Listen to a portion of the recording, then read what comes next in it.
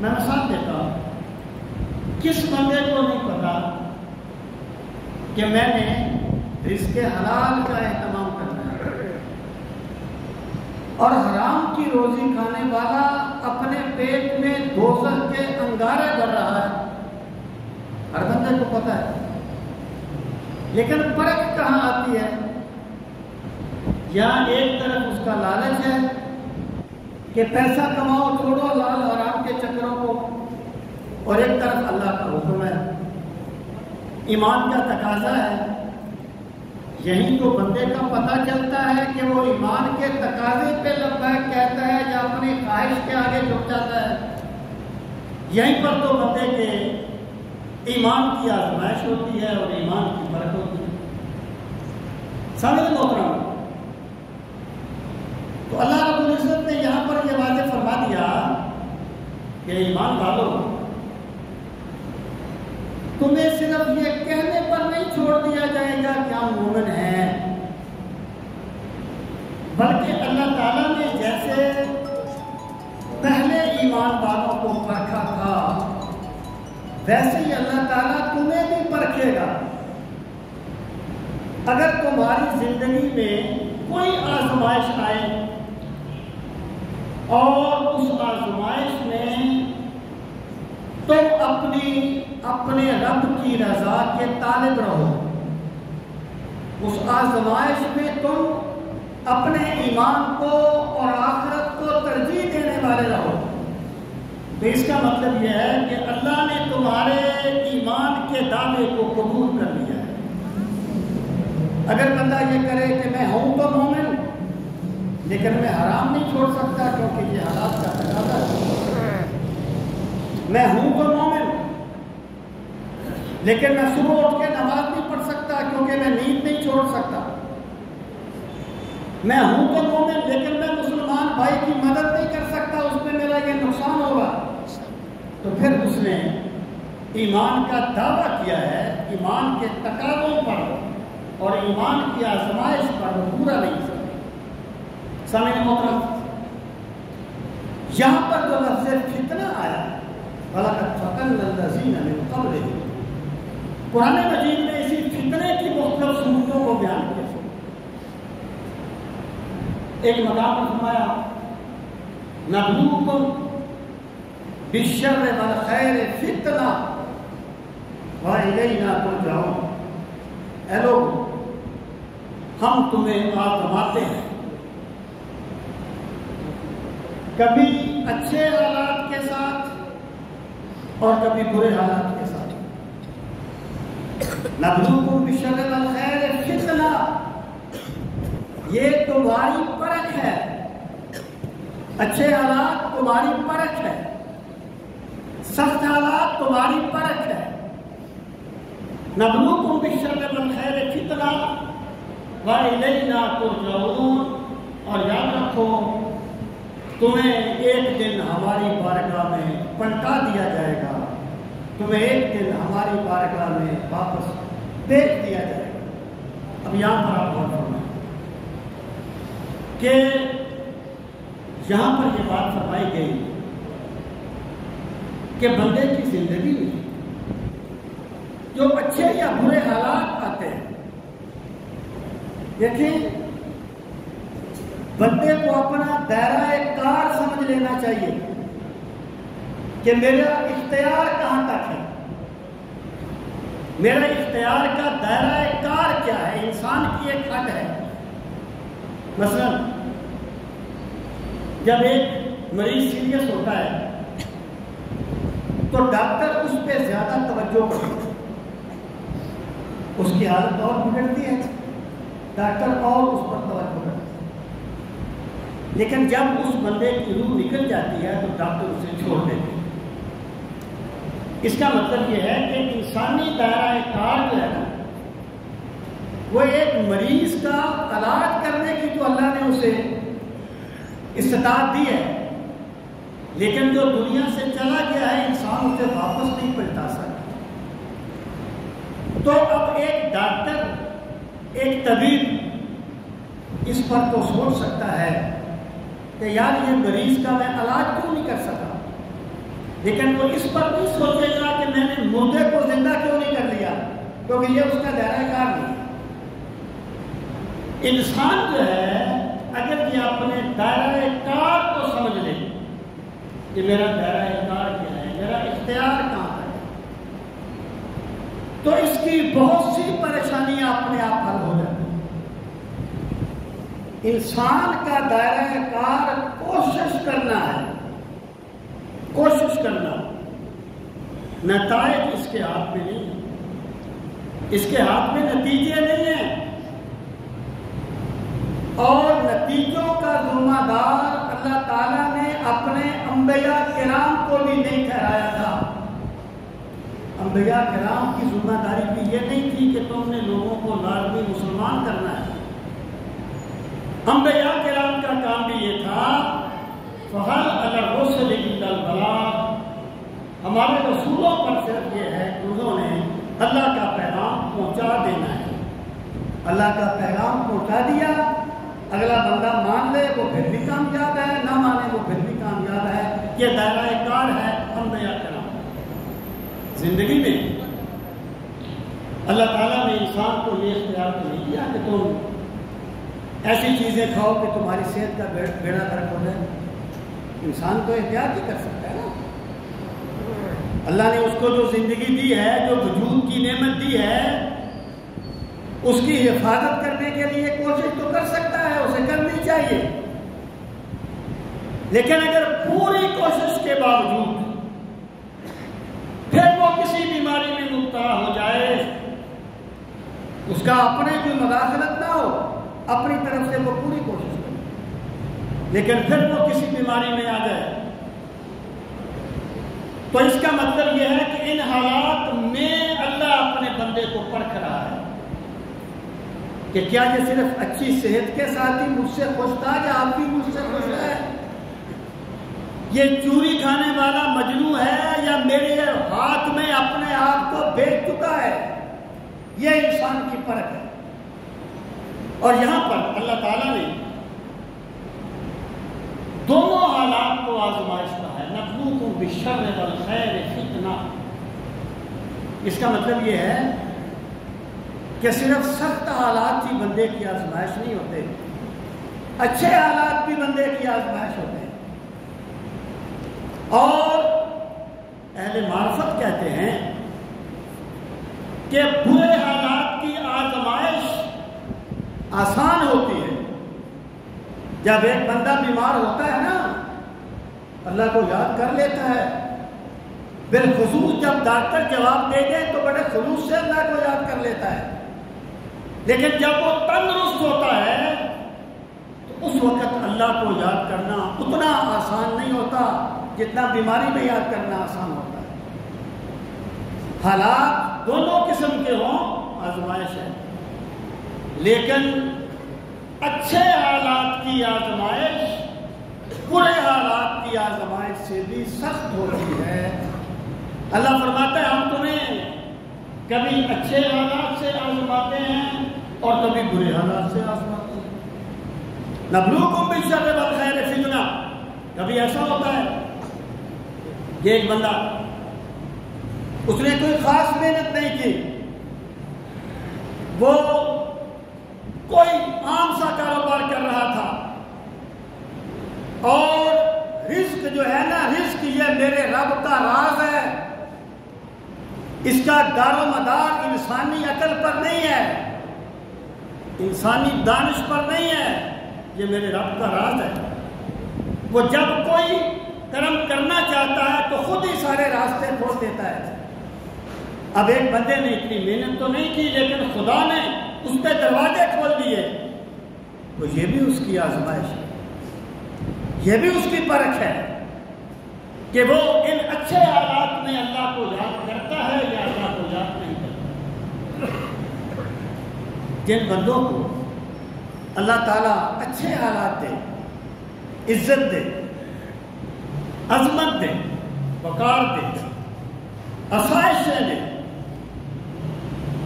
جو بندے ان حالات میں بھی اللہ کو یاد کریں، اللہ کو یاد رکھیں، تو اس کا مطلب یہ ہے کہ اللہ نے ان پر بڑا خاص کرم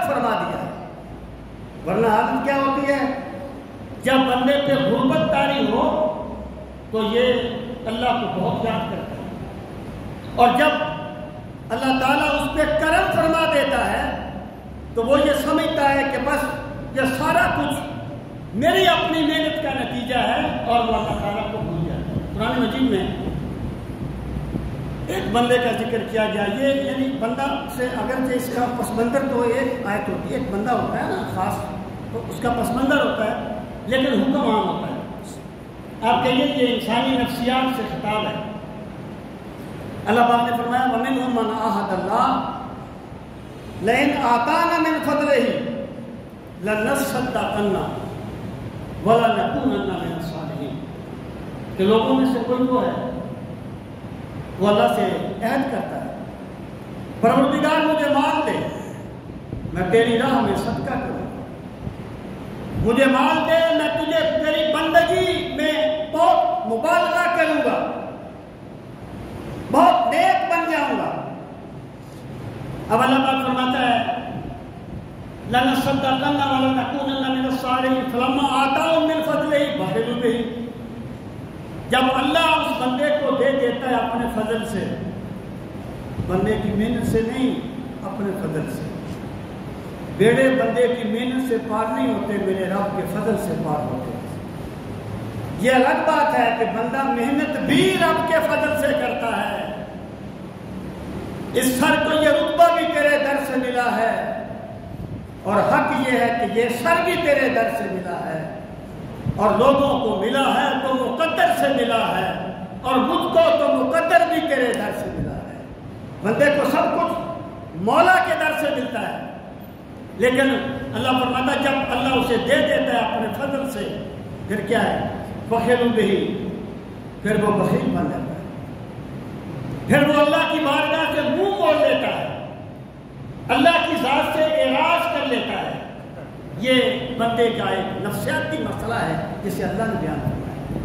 سامعین محترم، تو یہاں پر اللہ تعالیٰ نے یہ بات بیان فرمائی کہ لوگوں تمہاری زندگی میں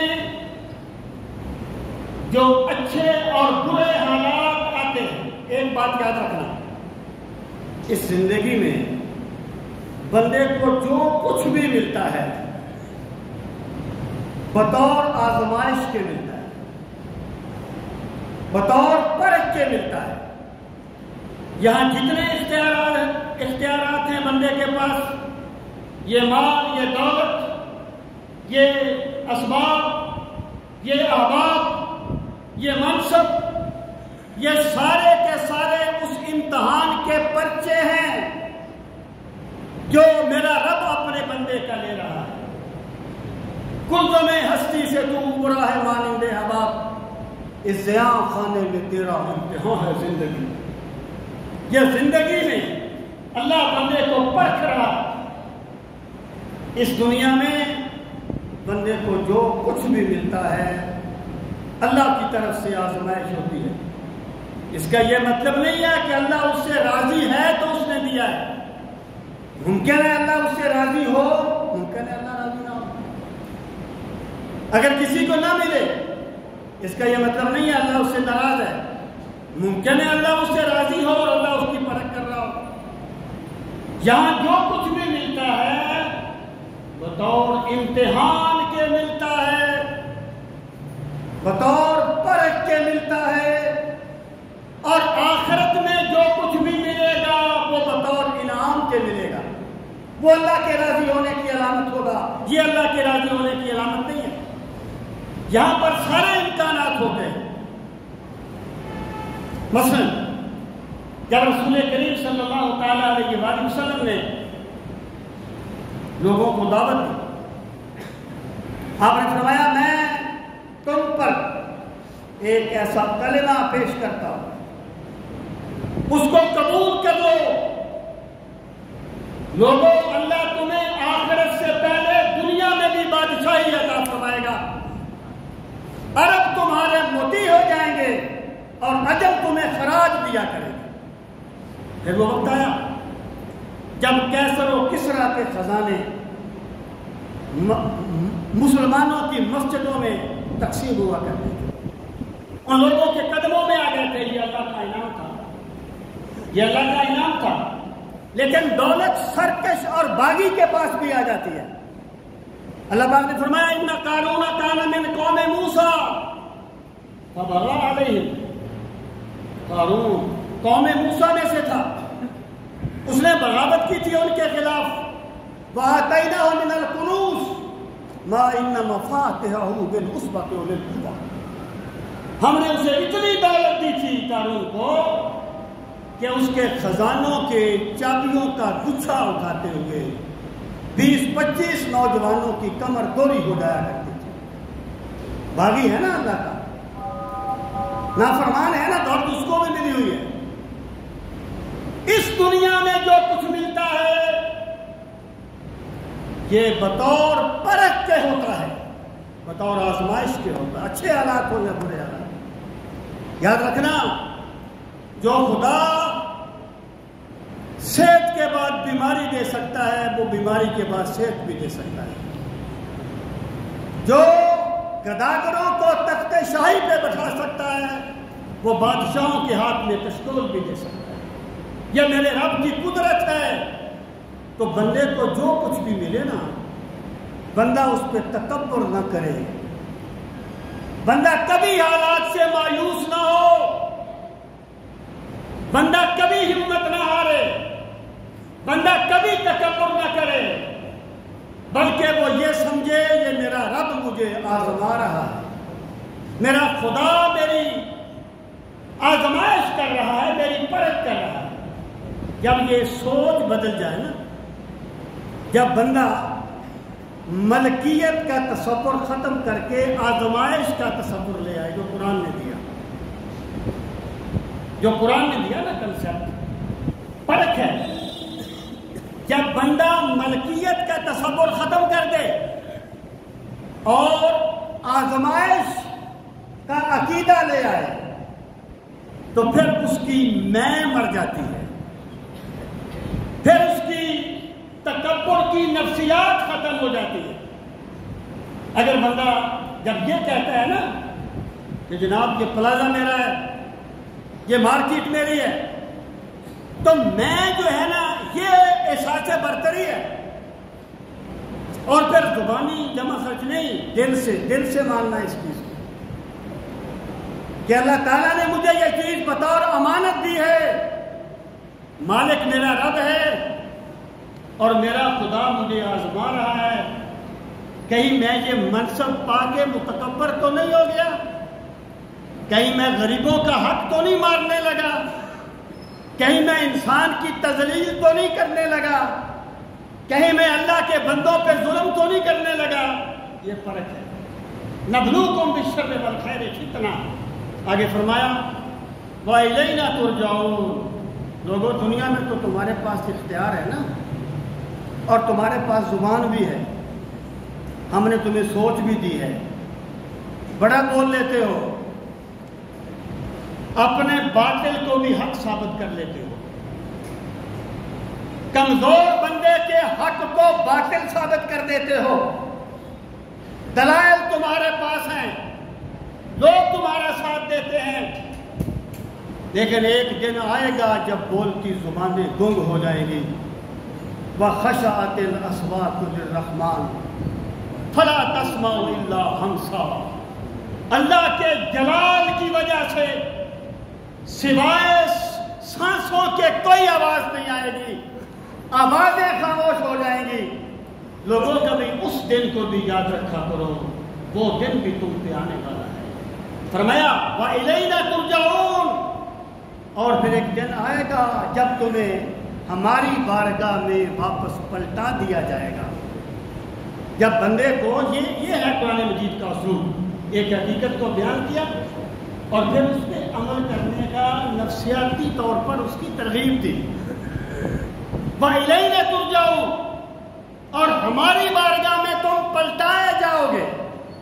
قرآن نے یہ نہیں کہا کہ تم پلٹو گے, قرآن نے کہا پلٹائے جاؤ گے. تم نہ بھی چاہو گے تمہیں ہماری بارگاہ میں آنا پڑے گا.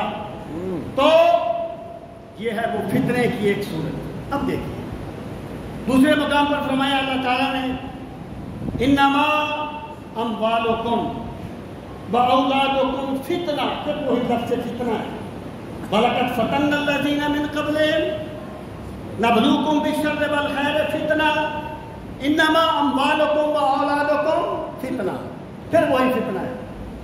لوگوں، تمہارا مال اور تمہاری اولاد تمہارے لیے فتنہ ہے۔ فتنہ فساد نہیں، فتنہ سے مراد فساد نہیں ہے، فتنہ سے مراد ہے پرکھ، آزمائش۔ اللہ تمہیں پرکھتا ہے، آزماتا ہے، کبھی تمہیں اولاد دے کے آزماتا ہے کہ اولاد کو میری بندگی سکھاتے ہو یا اپنی ہی بندگی سکھاتے رہتے ہو، اولاد کو میری بارگاہ میں جھکنے کی تلقین بھی کرتے ہو یا اپنا حکم ماننے کا ہی حکم دیتے رہتے ہو۔ اللہ تمہیں آزماتا ہے، اور ہر دور میں ہی اولاد انسان کے لیے باعث عزت رہی ہے، اس میں کوئی شک نہیں۔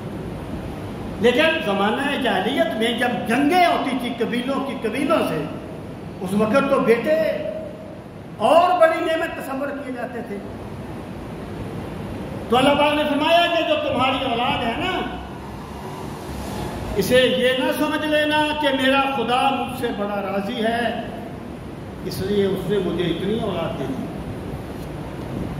اس کا پھر مطلب تو یہ ہوا کہ جس کو اولاد نہیں ملی اللہ اس سے ناراض ہے، یہ بات نہیں ہے۔ یہ آزمائش ہے،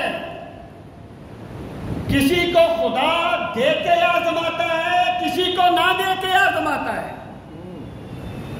کہ جسے دی ہے وہ نعمت پا کے میرا باغی تو نہیں ہو گیا، اور جسے نہیں دی وہ نہ پا کے اس کے دل میں میرے بارے میں شکوہ تو نہیں آ گیا، شکایت تو نہیں آ گئی۔ اللہ فرماتا ہے یہ تمہاری آزمائش ہے۔ کیا تم اسے اللہ کی محبت پہ غالب تو نہیں کر دیتے؟ کیا تم اولاد کی محبت کو دین کی محبت پہ غالب تو نہیں کر دیتے؟ وہ میں کیا کرتا ہوں کہ بندہ کرپٹ نہیں ہوتا، اسے اولاد کی محبت کرپٹ بنا دیتی ہے۔ بندہ ظالم نہیں ہوتا، اسے اس کے مفادات کی محبت ظالم بنا دیتی ہے۔ اللہ پاک فرماتا ہے یہ تمہاری آزمائش ہے، کبھی ہم دے کے آزمائیں گے، کسی کو نہ دے کے آزمائیں گے۔ ایک صحابی تھے، سرکار کی بارگاہ میں جب نماز پڑھنے کے لیے آتے، ان کا ایک 6-7 سال کا بچہ ان کے ساتھ ہوتا تھا، تو چند دن گزرے وہ نظر نہ آئے، تو سرکار نے پوچھا کہ وہ نظر نہیں آئے۔ عرض کرنے لگے یا رسول اللہ صلی اللہ علیہ وسلم، ان کے بیٹے کا انتقال ہو گیا، وہ جو بچہ ان کے ساتھ آتا تھا مسجد میں، وہ بچہ فوت ہو گیا۔ سرکار نے صحابہ کرام سے پوچھا، اچھا پوچھنے کا یہ مطلب نہیں ہے کہ سرکار کو پہلے علم نہیں تھا، ٹھیک ہے نا؟ وہ جو فرشتے آتے ہیں وہ کہتے ہیں میرے بندے کیا کر رہے تھے؟ یا اللہ تیرا ذکر کر رہے تھے۔ کیا مانگ رہے تھے؟ یا اللہ جنت مانگ رہے تھے۔ تو اللہ نہیں جانتا کہ میرا ذکر کر رہے تھے، جنت مانگ رہے تھے؟ جانتا تو ہے۔ کبھی کبھی سوال متوجہ کرنے کے لیے بھی کیا جاتا ہے۔ اللہ پاک نے حضرت موسیٰ سے فرمایا ما تلک بیمینک یا موسیٰ، موسیٰ تیرے ہاتھ میں کیا ہے؟ اللہ کو نہیں پتا تھا موسیٰ کے ہاتھ میں کیا ہے، موسیٰ کو نہیں پتا تھا ان کے ہاتھ میں کیا ہے۔ توجہ کرنے کے لیے بھی سوال کیا جاتا ہے۔ تو سرکار نے پوچھا کیا بنا؟ کہنے لگے اس کا وہ بیٹا فوت ہو گیا۔ آپ نے پوچھا اس نے کیا کہا؟ تو صحابہ کرام نے بتایا اس نے جب اس کا بیٹا فوت ہوا تو اس طرح اس نے انا للہ و انا الیہ راجعون پڑھا، اور انا للہ و انا الیہ راجعون جو ہے نا، اس کا مطلب یہ ہے ہم اللہ کے لیے ہیں اور ہم پلٹ کے اسی کی بارگاہ میں جانے والے ہیں۔ یعنی یہ دنیا ہمارا مقصود نہیں ہے، ہم اپنے رب کی طرف پلٹ کے جانے والے ہیں۔ تو سرکار نے فرمایا کہ جب اس کے بیٹے کا انتقال ہوا تو اللہ تعالیٰ نے روح قبض کرنے والے فرشتوں سے پوچھا تم نے میرے اس بندے کے بیٹے کی روح کو قبض کر لیا؟ عرض کی ہاں پروردگار تیرا حکم تھا، ہم نے قبض کر لیا۔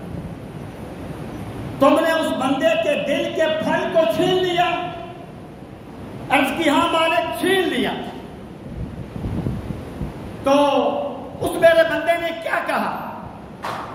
اس بندے نے کہا اللہ کی حمد ہے جس نے مجھے یہ نعمت دی تھی اور اسی نے لے لی۔ تو اللہ پاک نے فرمایا ابنوا لہ بیتا فی الجنہ وسموہ بیت الحمد، میرے اس بندے کے لیے جنت میں ایک محل بناؤ اور اس محل کا نام بیت الحمد رکھو۔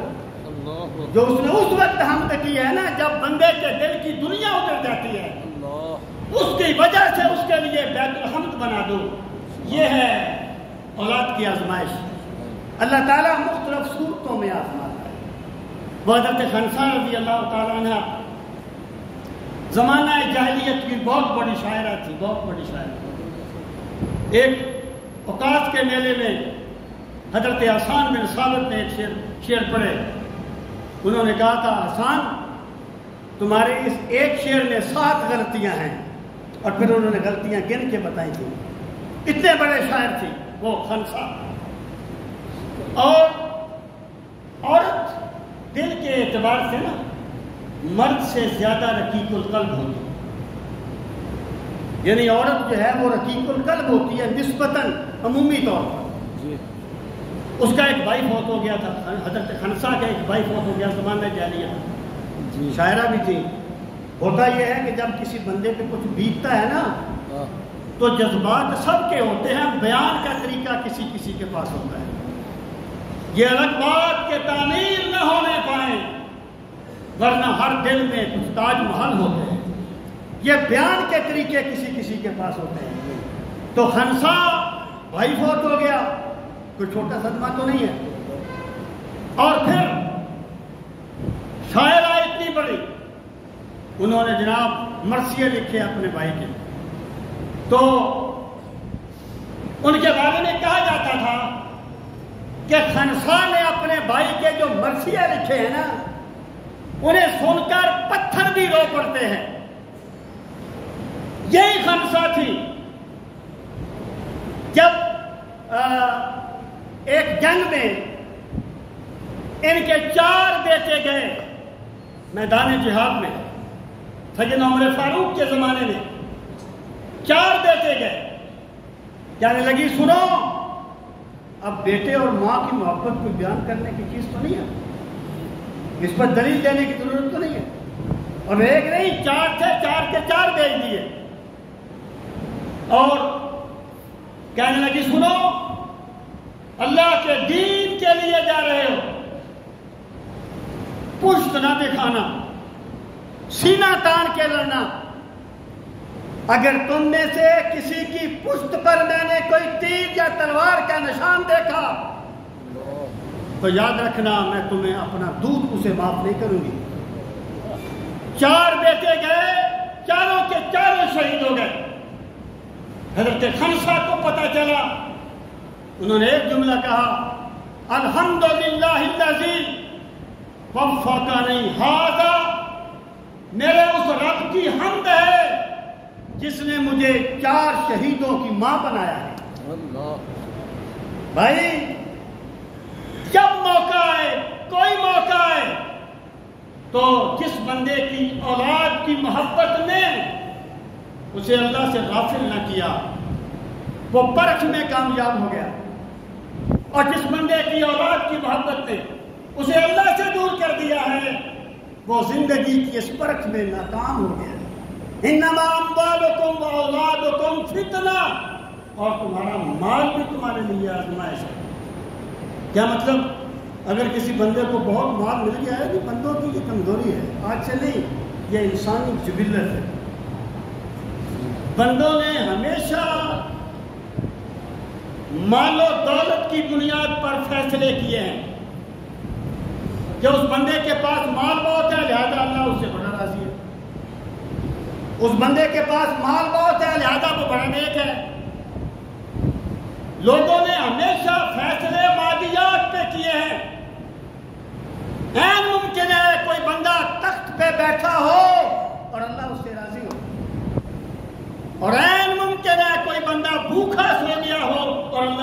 راضی ہوں. یہ میرے رب کا نظام ہے، یہ پرکھ ہے، یہ آزمائش ہے. اللہ پاک فرماتا ہے یہ تمہاری اولاد بھی آزمائش ہے اور تمہارا مال بھی آزمائش ہے. مال کی آزمائش کیا ہے کہ کیا مال کی محبت میں حرام حلال کی تمیز تو نہیں چھوڑ دیتے؟ کیا مال پا کے تم میں تکبر تو نہیں آ جاتا؟ کیا مال پا کے غریبوں کا حق تو نہیں مارنے لگتے؟ مطلق مال ہونا بری چیز نہیں ہے.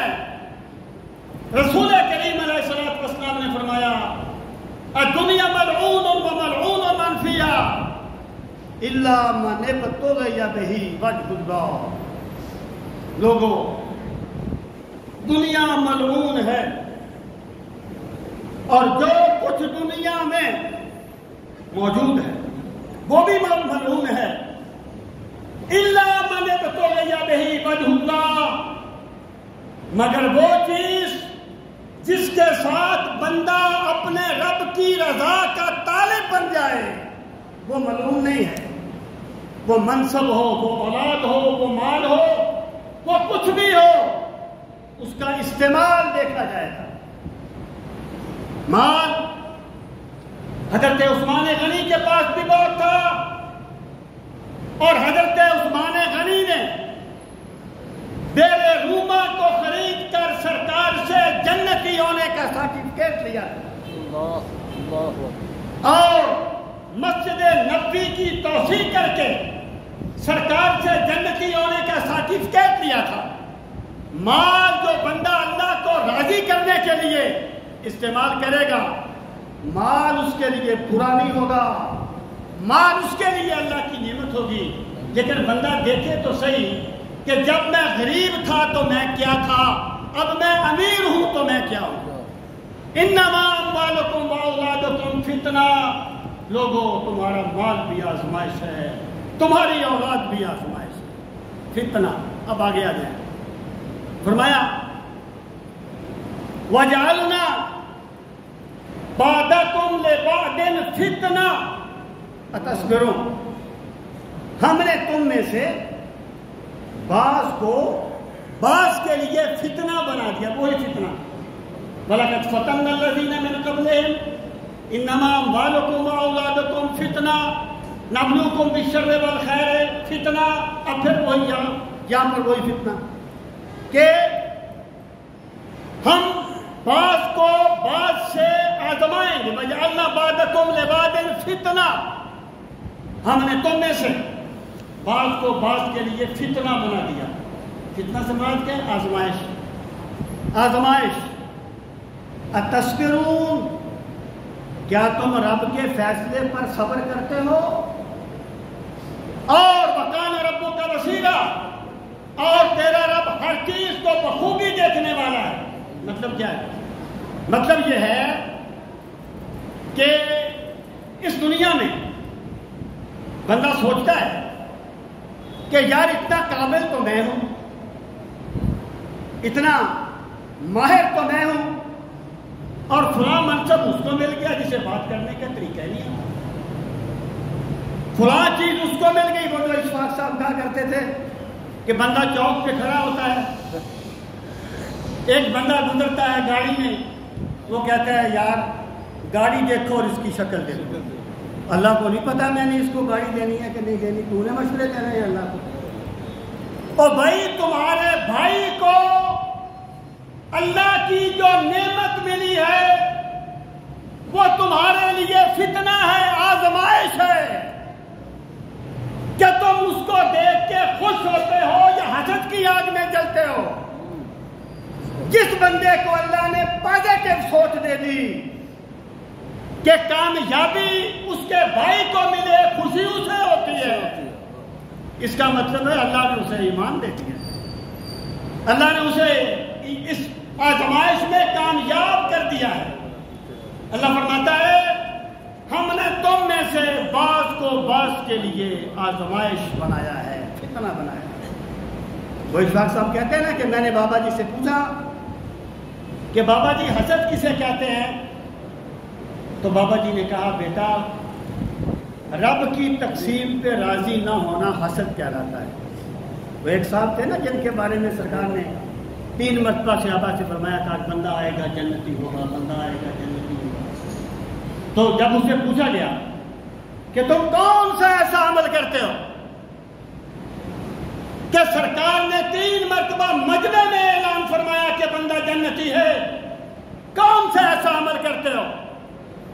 انہوں نے کہا پہلی بات یہ ہے کہ جب نعمت میرے بھائی کو ملتی ہے تو خوشی مجھے ہوتی ہے. ایک دانشور نے کہا تھا کسی کے غم میں شریک ہونا مشکل نہیں ہوتا، کسی کی خوشی میں شریک ہونا مشکل ہوتا ہے. یعنی غم میں تو روڈ پہ ایک بندہ گر گیا مر گیا، آپ کو بھی افسوس ہوگا، مجھے بھی ہوگا، سب کو ہوگا، ہم نہیں جانتے تو وہ کون ہے، کسی حد تک شراکت ہوگی نا. لیکن جب فرسٹ بندے کا بتیجا بول کر جائے اور خوشی بندے کو ہو تو دوسروں کی خوشی میں جو شریک ہونا ہے یہ ہے رب کی تقسیم پہ راضی رہنا. اس کے بارے میں فرمایا گیا وَجَعَلْنَا بَعْضَكُمْ لِبَعْضٍ فِتْنَةً. تو صحابی نے کہا پہلی بات یہ ہے کہ جب نعمت کسی کو ملے خوشی مجھے ہوتی ہے، اور دوسری بات یہ ہے کہ میں دوسرے ہر انسان کو اپنے سے بہتر سمجھتا ہوں. یہ جو دنیا ہے نا، دنیا یہاں ایک تقسیم وہ اختلاف مراتب ہے. کوئی بندہ تخت پہ بیٹھا ہے، کوئی دروازے پہ کھڑا ہے، کوئی خاکروب ہے، کوئی ایک درجے کا ملازم ہے، کوئی ان کا باس ہے. یہ اختلاف مراتب ہے، لیکن میرے رب کی بارگاہ میں تخت والا محبوب ہے یا دروازے والا محبوب ہے یہ میرا خدا ہی جانتا ہے.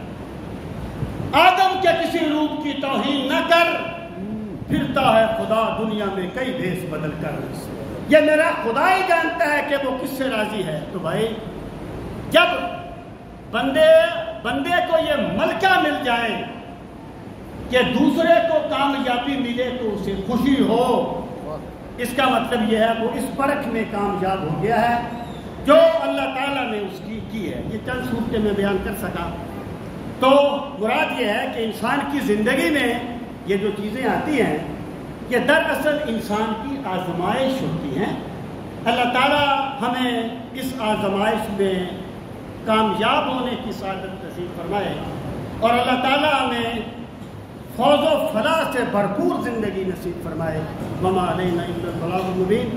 جن حضرات نے سنتیں ادا کرنی ہیں وہ سنتیں ادا کر لیں.